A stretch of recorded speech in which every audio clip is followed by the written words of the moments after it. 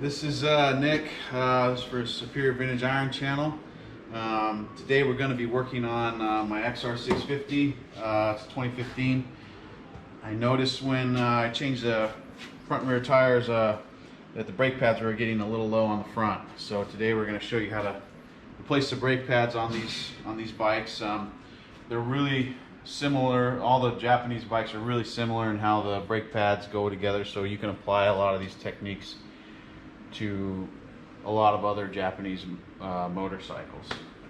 The tools we're going to need to replace these brake pads is we're going to need a 3/8 drive ratchet, a 5mm Allen key, a flat blade screwdriver, a torque wrench, and a service manual so that we know exactly what the torque specifications are for the all the hardware, and so that it all goes back together how it should. And then, just in case we get a little confused on what we need to do, we can look back at the manual to make sure that we're doing it correctly. As for the brake pads, I'm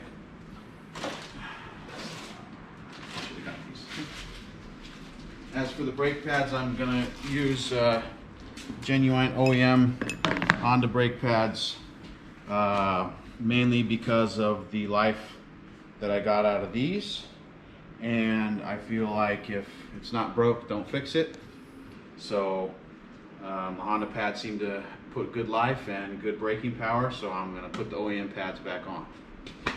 So first things first, with taking the brake pads out, is we're going to remove this screw here, and this is going to access our Allen bolt to where we can flip this caliper up to get the original brake pads out.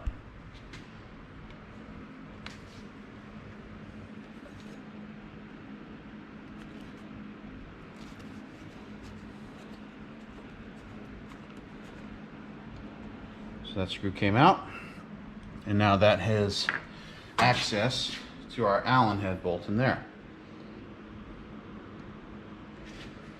So we're going to use 5mm Allen, and we're going to use the 3/8 ratchet to loosen and remove this bolt.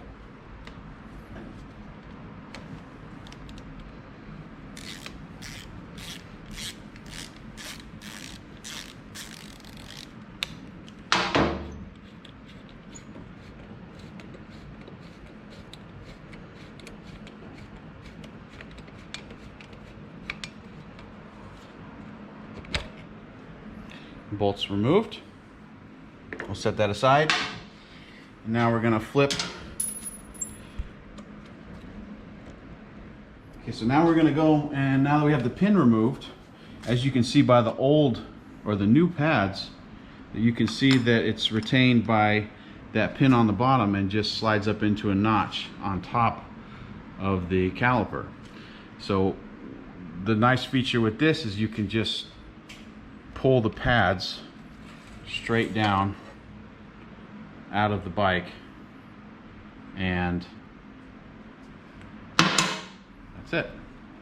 I'm going to pull the other side out. There we go. Now the removed brake pads from the caliper. So our next task we need to achieve is we need to compress the pistons back so that we could slide the new brake pads in. There's a lot of ways to do it. One of the ways I usually do it is I use the old brake pads and pry against them to push the pistons back into the caliper. And another option is to use like a plastic pry bar, so you can slide up in there and then use the leverage of the pry bar to push these pistons back in their hole. And so the method that I've chosen to use to compress the caliper pistons is I'm actually going to use the old brake pad, and I'm going to slide it up on one side back into its hole, and then I'm actually going to push against the slider mechanism for the floating caliper, and I'm going to compress I'm going to push on it, and that's actually in turn going to push the pistons back into the caliper, so we can fit the new brake pad material in there. So you won't be able to probably see it on camera, but it is moving. I can feel it. So now that I know that the pistons are fully compressed, we can go ahead and start putting the new brake pads in. So I'm going to start with the outer one. We're going to locate that and put that in and find the hole. And then I'm going to start. Where's the pin? I'm going to start with the pin to hold it in there.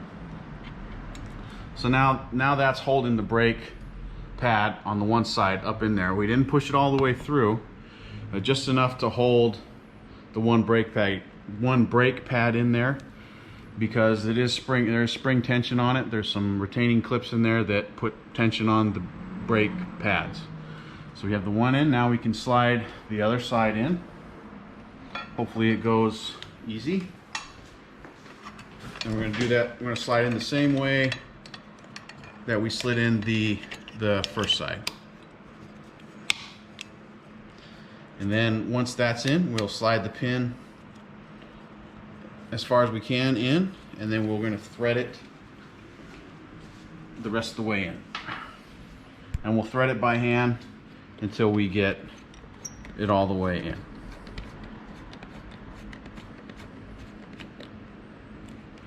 Once we're threaded in all the way until it's finger tight, we want to inspect it to make sure that the brake pads are in their correct orientation and in their correct location in the brake caliper. And we can look at it, we can sight down and actually see where they need to locate. Once we located and made sure the brake pads are in their proper orientation, I want to refer back to the service manual for the torque for the Allen head bolt that's in there.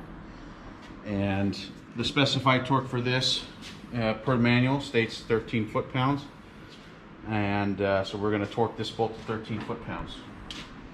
Any type of torque wrench will do. I have a digital one, but you can use a click type, a dial type,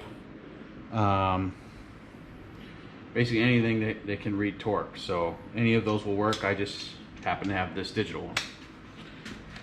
So it won't make a clicking sound, but it'll make a beeping noise when we're there.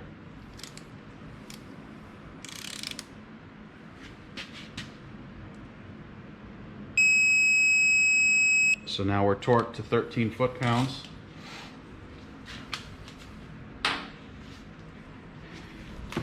And we'll put the dust screw cover back on the bolt so that no dust or debris gets inside.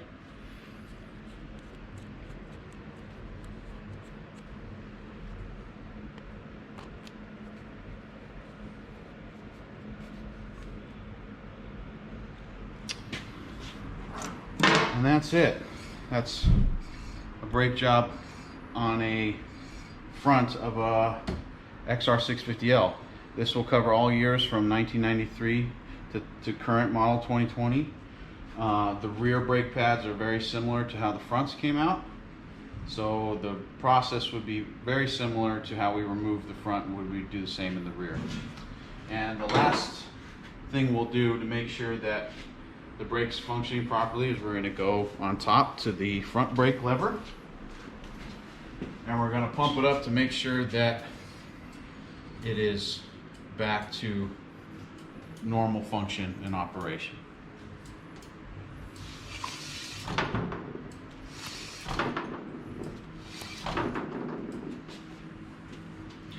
And that's it for front brake pads on an XR650L. Thanks for watching the video. Give us a thumbs up, give us a like, please follow us. We'll leave some comments below. If you have questions, we'll answer them. And yeah, thanks again. Hopefully this video helps somebody out.